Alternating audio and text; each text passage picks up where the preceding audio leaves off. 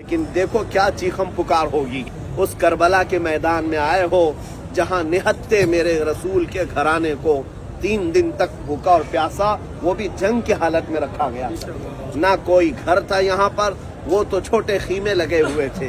अजीजा ने गिरामी वक़ार, कई चीजें हैं जो यहाँ आकर के एहसास करना चाहिए। मुझे याद है 2 साल कबल मेरा एक छोटा सा बच्चा दरवाजे में सिर्फ उंगली फंस गई थी और उंगली कट गई। इस कदर एहसास में बता रहा हूँ, लेकर दौड़ते रहे डॉक्टर के पास।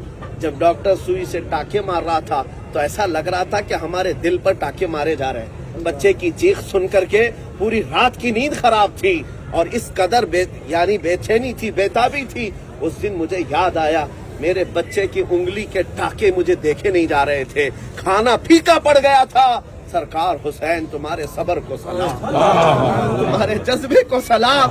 जब तुम्हारी गोद में 6 महीने का अली असगर गर्दन पर जब छुरी चल चुकी हो और नेजा गिर चुका हो और उसका खून तुम्हारी गोद में बह रहा हो, सरकार आपने सब्र कैसे किया? कैसा सब्र? तकबीर,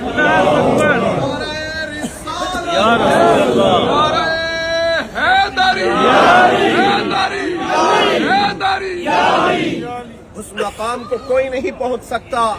मेरे अजीजों, आप अपने घर वालों को लेकर सफर कर रहे होंगे, कोई फैमिली लेकर के आए होंगे।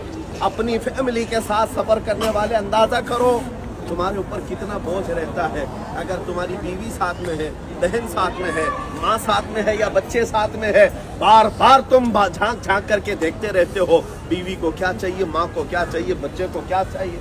अगर सफर के दौरान इनमें से किसी का पेट भी थोड़ा सा दर्द करने लग जाए, आप पूरे सफर में बेचैन हो जाते हैं। उस हुसैन आजम के सफर को याद करो जिनके कंधों पर 72 लोगों का जिम्मा था। और इस मैदान करबला में जब उनके ऊपर पानी बंद किया गया था, हर बच्चा पूछता था या अबताह अल आतश, या अबताह अल आतश।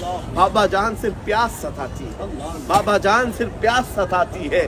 बाप को जब बच्चे पूछ रहे हो प्यास की शिद्दत की तकलीफ का, बाप जब दे ना पा रहा हो, कैसा एहसास है, कैसा एहसास है। तुम अपने बच्चों को खिलौना नहीं दिला पाते तो बार बार बेचैनी होती है। वो मौला हुसैन अपने बच्चों के हलक में कांटे चुभते हुए देख रहे थे और एक तरफ दरियाए फुरात को बहता भी देख रहे थे।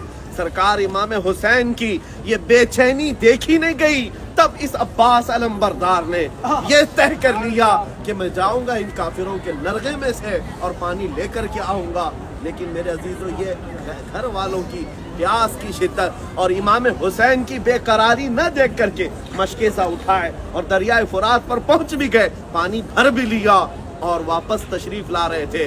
जालिम कूफियों ने पुकारा था कि एक कतरा भी अगर हुसैन के खीमे तक पहुंच गया, हमारी जंग भारी पड़ जाएगी, हमारे लिए ये मुसीबत बन जाएंगे, इनको पानी न ले जाने दो।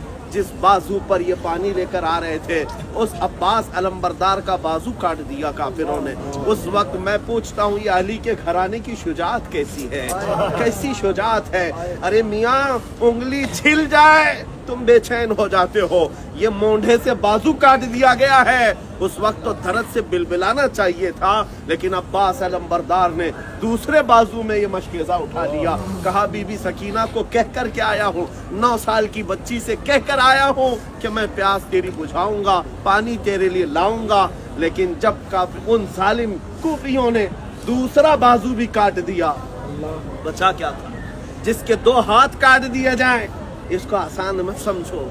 बयान में सुन रहे होंगे, जरा अपने ऊपर एहसास करके देख लेना।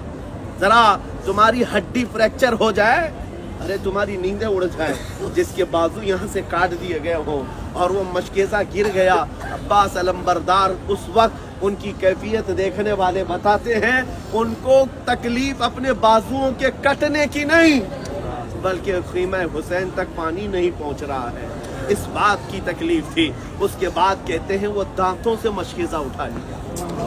ये है हिम्मत, ये है जुरत, ये है शुजाअत।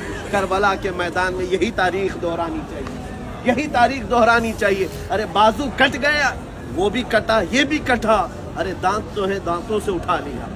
कूफियों ने देखा कि हैदर का लाल दांतों से पानी लेकर जाएगा, तब उन जालिमों ने उस मशकेज़े को नेज़ा मार मार करके पूरा पानी गिराया, और उसके बाद सैयदना अब्बास अलंबरदार को नेज़ा मार करके घोड़े से गिरा कर शहीद किया गया।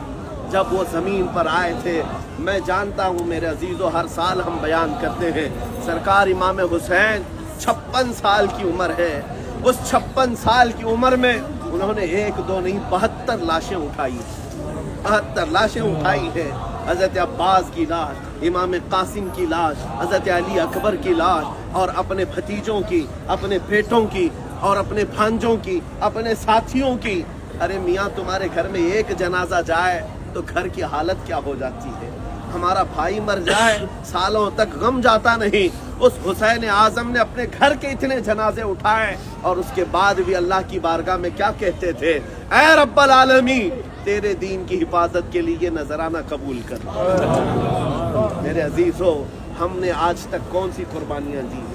वो हम गरम बिस्तरों पे सोते हैं, नरम खाने खाते हैं, और यहाँ नारे लगाते हैं। मेरे अजीजों, यहाँ बैठ कर के ये तय करके चलो कि मैं निकम्मा गंदा सही, लेकिन मौला मैं तेरे दीन के किसी काम आ जाऊं, मुझे हुसैन के सिपाहियों में शुमार फरमा, मुझे इमाम अली मकाम के सिपाहियों में शुमार फरमा ले।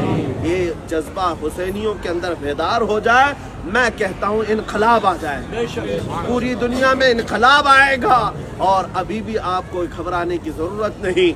हालात तो यूं बता रहे हैं कि मुसलमान ख़त्म कर दिए जाएंगे, इस्लाम को मिटा दिया जाएगा, या ऐसे हालात बनाए जाएंगे, लेकिन कुरान का वादा सच्चा है, क़यामत तक इस्लाम नहीं मिटाया जा सकता, बेशक नहीं मिटाया जा सकता। ये आंधियां आई हैं, ये तूफान आए हैं, और फिर करबला का मैदान कायम किया गया है। यजीदी नाच रहे हैं, लेकिन हुसैनियों को आने की देर है, हुसैनियों को आने की देर है। जिस दिन हुसैनी बेदार हो गए, फिर दुनिया को हम कहेंगे कुछ देर की खामोशी है, फिर शोर आएगा। आज कुत्तों का वक्त है, कल हमारा दौर आएगा, कल हमारा दौर आएगा।